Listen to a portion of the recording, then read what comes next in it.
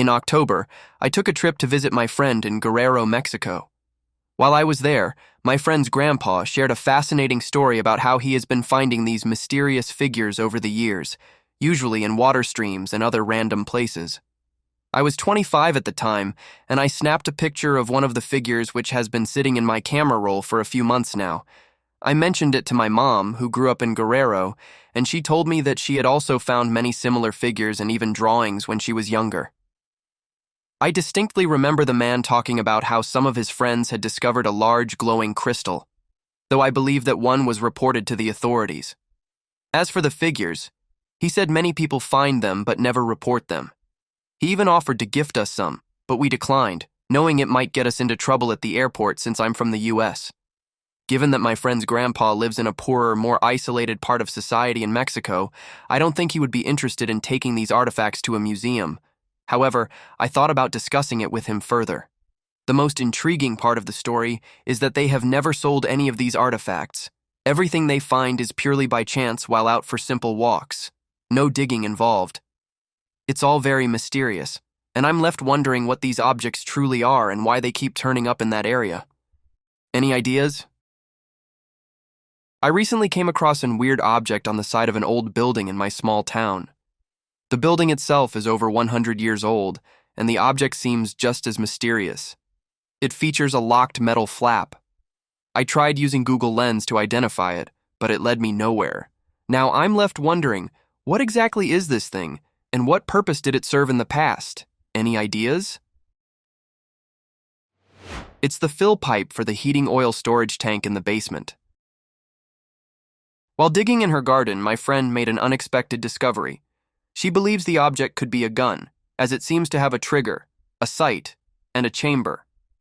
She lives in southeast Alaska on an island, and her home was built in 1944.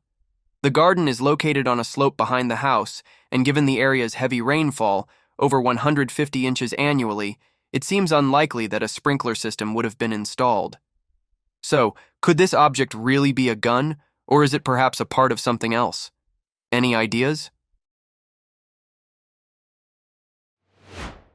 The object is a bolt-action .22 rifle, missing the stock and bolt.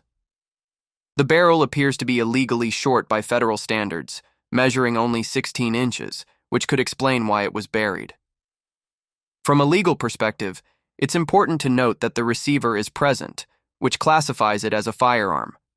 If the barrel is indeed shorter than 16 inches, the receiver would need to be cut in half to legally render it not a firearm. The hole on the top is the ejection port, while the hole just below it allows the bullet to feed from the magazine. A vertical groove further back is a cutout for the bolt handle.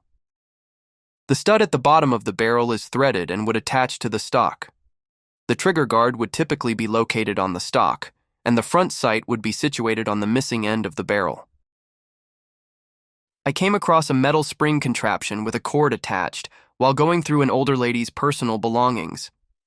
It's quite a curious find, and I can't help but wonder what its purpose could be. Does anyone have an idea of what this object might be? She gave a talk last night for charity, something she does often. As part of her presentation, she brings a box filled with about 20 items, which she spreads out on tables and asks the audience to guess their purpose.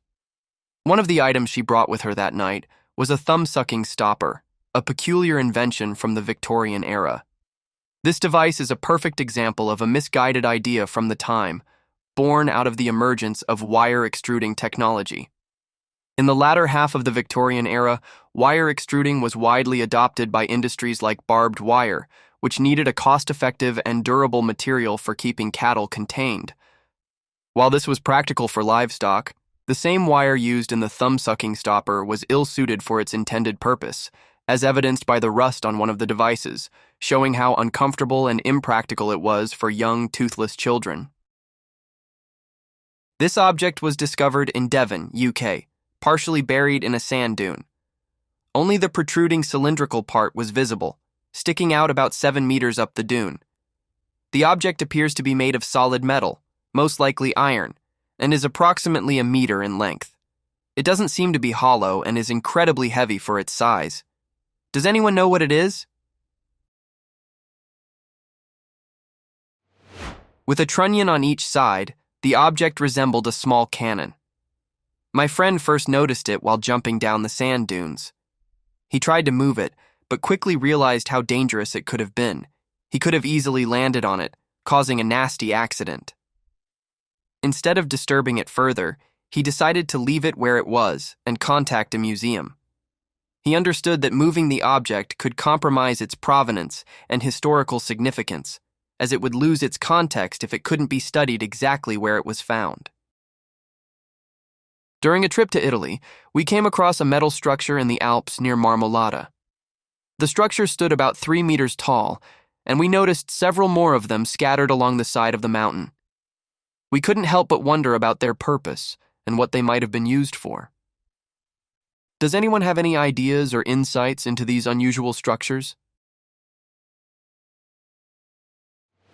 It's a mounting system for an avalanche control device called OBEL-X.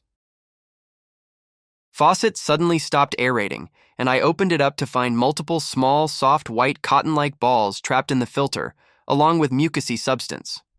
They are definitely not calcium deposits or scale. I know what that looks like. We do not have a water softener, so it's not beads. It's only in one of the double vanity faucets. They look kind of like spider eggs, but no idea how a spider could ever get through the aerator, let alone successfully lay that many eggs in such a frequently used faucet. I've never seen dip tube chunks, but I imagine those would be more irregular, jagged, or plasticy feeling. I should also note we did just have a terrible ice and freezing rainstorm, and our basement flooded, maybe a half-inch of water at the deepest spots, which I assume was from ice, snow-trapping water as it melted and directing it too close to the foundation. It has not reaccumulated, so I don't think it was a burst pipe or anything. All other faucets and drains are working as expected, with normal pressure and normal hot water. What are these white cottony balls found in my faucet's aerator? While digging, my friend unearthed a large metal cone. The object appears to be hollow, with a cross-section dividing it into quarters. It measures about 50 centimeters in length and is surprisingly heavy. Despite its size, authorities have confirmed that it is not related to World War II ammunition or anything of that sort. There's no official weight, but it took several people to remove it from the hole due to its weight. The object itself appears to be solid metal, though the inside, which seems hollow, is filled with a mixture of dirt and rust. The cone was found in central Germany, in an area known for crop farming. The property where it was discovered also features old barns, which were used for housing livestock but not for farming purposes. Any idea what it could be?